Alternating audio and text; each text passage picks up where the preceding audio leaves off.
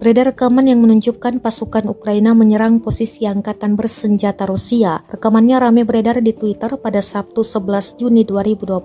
Dalam keterangan unggahan disebutkan video dari Brigade ke-128 Ukraina tentang sebuah UAV yang menjatuhkan amunisi ke posisi Rusia. Amunisi tersebut berhasil meledakkan posisi Ukraina di tengah pepohonan. Perang antara Rusia dan Ukraina sudah memasuki hari ke-108 atau lebih dari 3 bulan lamanya. Meski begitu, Rusia tetap melakukan serangan ke beberapa wilayah Ukraina.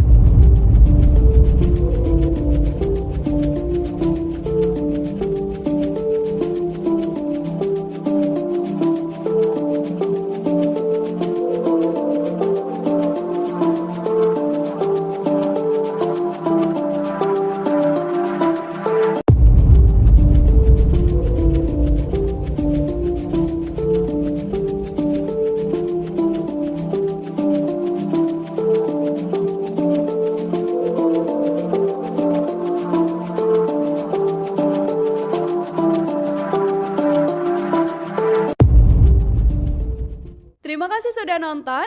Jangan lupa like, subscribe, dan share ya.